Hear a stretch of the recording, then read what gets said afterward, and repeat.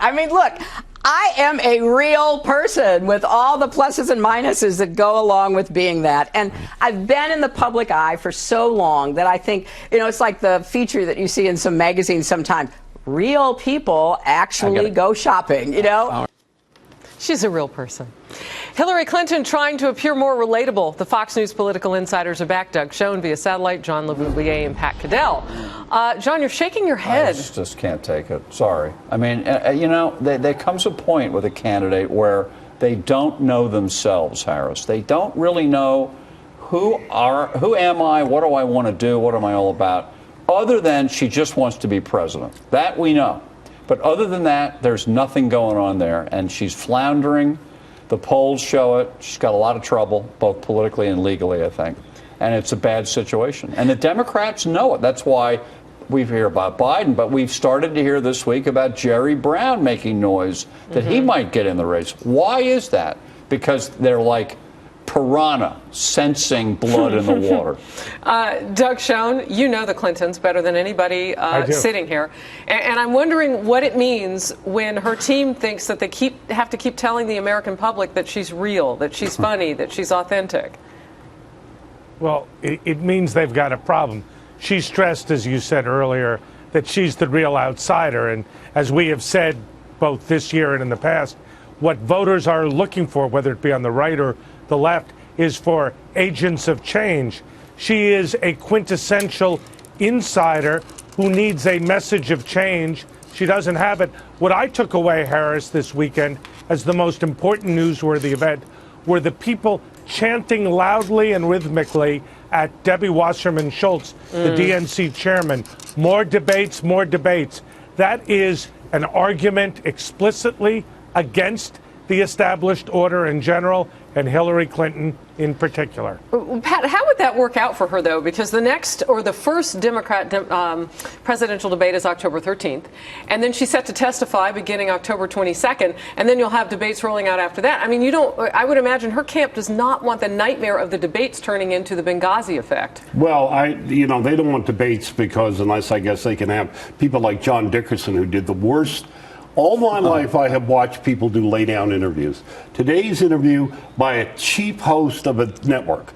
The first one on Sunday to lay down for her and give her these softball questions in which she answered, and by the way, doing her no service because she repeated the same lies she tells every time, which is, it was authorized, whatever, which only reminds people of how wrong she is. And then she went into her long diatribe about, being a real person and then about Planned Parenthood and whatever.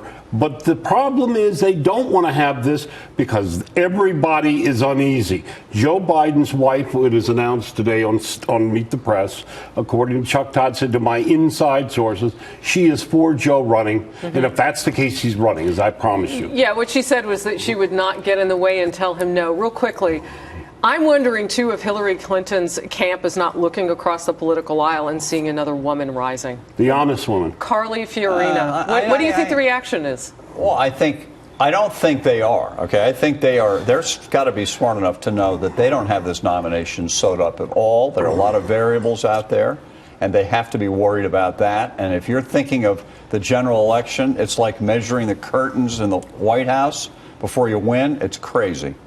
I'm curious, Doug. John Roberts got behind the scenes. Carly Fiorina, she teared up a bit. We really kind of got to know her. Something, diametrically different than what we see from Hillary Clinton. Does she go there? Does she soften her message so much that we see her cry? I don't know. I've not done the messaging that you've done. We've seen that before, by the way.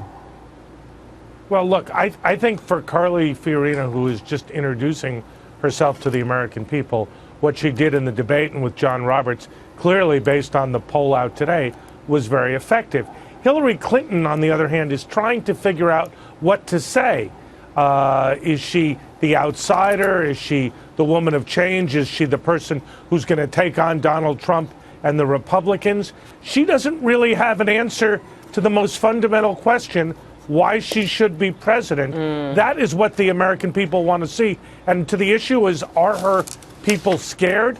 Look, she's trailing in 2 of the first 2 primaries. It is unclear to me if she loses 2 of 2, even 1 of 2, what shape her campaign will be in. So I think the simple answer is they're scared to death, particularly with Joe Biden potentially entering, as Pat suggests. So you heard Doug say, Pat, that Hillary Clinton's trying to figure out what to say. Carly Fiorina not having that problem. She doesn't have a problem at all. She knows where she is on every issue. She knows them in detail. She goes through them. And most importantly, as I have said before, if it's going to be her or Hillary, this is Hillary's worst nightmare. Let me finish, John, please. The one where she says, you know, where the line is, you can vote for a woman, how about an honest one? The Clinton campaign is down to telling people that Bill Clinton was elected, even though a majority of people didn't think he was honest and trustworthy. Oh, wow. I mean, that's where you're really I just going. want to throw one thing in. She is, on candidate skills, she's, at the moment, a better candidate than Donald Trump. And Trump needs to ramp it up a little bit and get a little more specific, dump the personal stuff, and get into facts and issues. He can still win the thing if he does that. Look, You're talking about Carly Fiorina versus Donald Trump. Yeah, absolutely. We still are at a moment when someone is going to define with a real narrative what I call the Smith outside approach. And that person is going to be a winner, whether it's in one party or the other or outside the two parties. And that moment is coming. And Fiorina for the next month has a chance, for the next month has a chance to do that. Yeah, you know, it's interesting. People didn't know who she was. Even Carly Fiorina said that. The big question, too, and we'll talk about it, is whether or not this inside look is going to help shape the way people see her. Sure it will.